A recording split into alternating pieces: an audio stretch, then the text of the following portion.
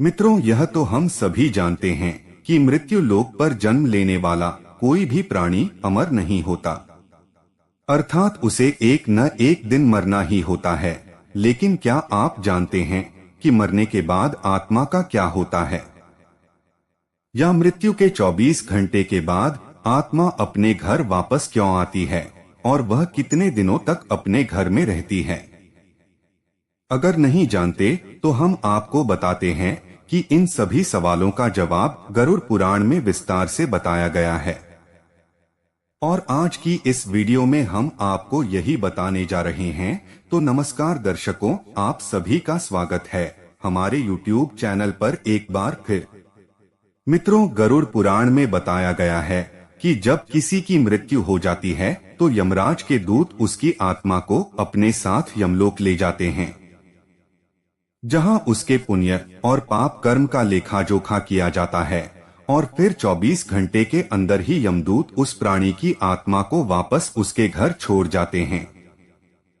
यमदूत के द्वारा वापस छोड़ जाने के बाद मृतक की आत्मा अपने परिजनों के बीच भटकती रहती है और अपने परिजनों को पुकारती रहती है, लेकिन उसकी आवाज को कोई नहीं सुनता। यह देख मृतक की आत्मा बेचैन हो जाती है और जोर जोर से चिल्लाने लगती है, तब भी उसकी आवाज को कोई नहीं सुनता। इसके बाद मृतक की आत्मा अपने शरीर में प्रवेश करने की कोशिश करती है, लेकिन यमदूत के पाश में बंधे होने के कारण वह वृक्ष शरीर में प्रवेश नहीं कर पाती है। इसके अलावा गरुड़ पुराण में बताया गया है, किसी की मृत्यु हो जाने पर जब उसके परिजन रोते बिलखते हैं तो यह देख मृत आत्मा दुखी हो जाती है और वह भी रोने लगती है, लेकिन वह कुछ कर नहीं पाती और लाचार होकर अपने जीवन काल में किए गए कर्मों को याद करके दुखी हो जाती है। गरुड़ पुराण की माने तो जब यमदूत मृतक की आत्मा को उसके परिजनों के बीच छोड़ जाते हैं तो उसके बाद उस आत्मा में इतना बल नहीं रहता कि वह यमलोक की यात्रा तय कर सके। गरुड़ पुराण के अनुसार किसी भी मनुष्य की मृत्यु के बाद जो 10 दिनों तक पिंडदान किया जाता है, उससे मृत आत्मा के विभिन्न अंगों की रचना होती है और फिर 11वें और 12वें दिन जो पिंडदान किया जाता है, उससे मृतक की आत्मा रूपी शरीर का मांस और त्वचा का निर्माण होता है।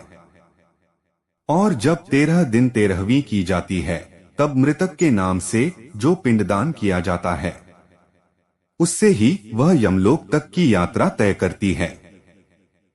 अर्थात मृत्यु के पश्चात 13 दिनों तक जो मृत आत्मा के नाम से पिंडदान किया जाता है, उसी से आत्मा को मृत्यु लोक से यमलोक तक जाने का बल मिलता है। मित्रों, इसीलिए गरुड़ पुराण में बताया गया है कि जब किसी मनुष्य की मृत्यु हो जाती है तो उसकी आत्मा 13 दिनों तक अपनी परिजनों के बीच भटकती रहती है और इसके बाद मृतक की आत्मा मृत्यु लोक से यमलोक के सफर पर निकल पड़ती है, जिसे पूरा करने में उसे 1 साल यानी 12 महीने का वक्त लगता है। मान्यता के अनुसार 13 दिनों तक किया गया पिंडदान इस 1 वर्ष मृतक की आत्मा के लिए भोजन के समान होता है। मित्रों, अब आपके मन में सवाल उठा होगा कि अगर किसी मृत आत्मा के निमित्त पिंडदान नहीं किया गया तो क्या होगा?